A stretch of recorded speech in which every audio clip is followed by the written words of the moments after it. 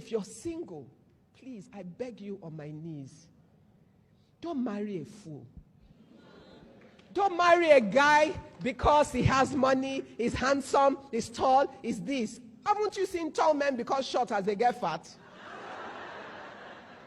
I'm not joking. Haven't you seen the coolest guy before? He had a lot of hair. Soon enough, he's what? He's bald. You feed him well enough, his tummy goes out.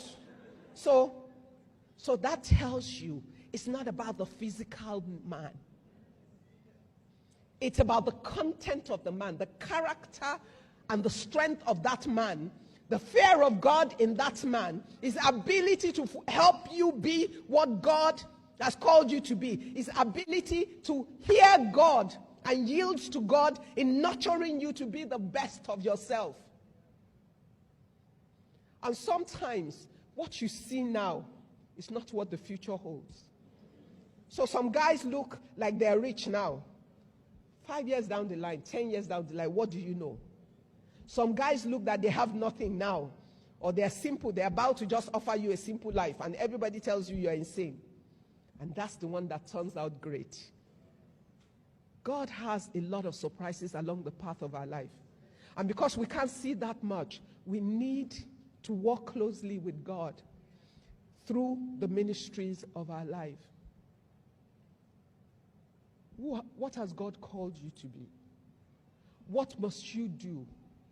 How have you empowered and equipped yourself? How are you fighting and standing for that which you know is the call of God on your life? I didn't know too much, even as a young Muslim girl. But I knew I wanted to make something of my life. I knew certain things that I sensed. And at the right time, God made sure that He took me over so that I would be able to live the life He had prepared for me. But even before then, I had some small sense that I applied.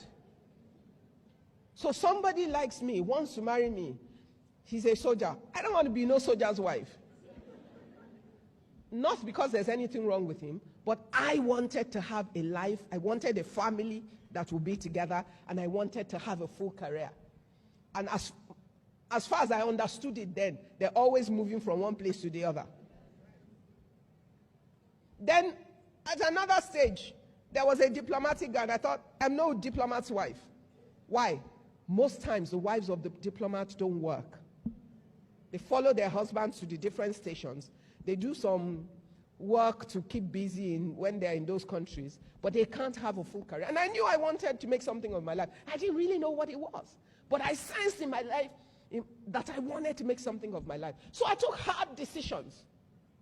As a young girl, I said, no, I'm not doing that. Then somebody had a fancy idea that since I was a Muslim girl, and there was somebody who loved me and had plenty of money and everything, I would make somebody's second wife. And I thought, me. I'm nobody's second wife. Somewhere, there's my own husband. And everybody told me, you know, you're too smart and ambitious as a young woman. Most young men can't cope with you. You're going to end up marrying an older person. I said, I don't care. If that's the older person that is called to me, as long as he has the capacity to help me to be me. But God in His wisdom, as I stood, I met the Lord. As I met the Lord, I met my husband months before I met the Lord. Same year. I met my husband in January. I became a Christian months to my wedding. It's true. And in that year, by the end of that year, I gave my life. I got married. What I'm saying is this. It looks like, let me just marry this guy. It's a key success factor in your life. Your ability to be your spouse is key. So if you're single, be deliberate about the considerations that lead to that decision. It's not an emotional decision. It's a practical decision based on your prayers, your discernment, and your ability to look at the situation and make a call. Women love men very easily. A man that is good to you every day, you love him.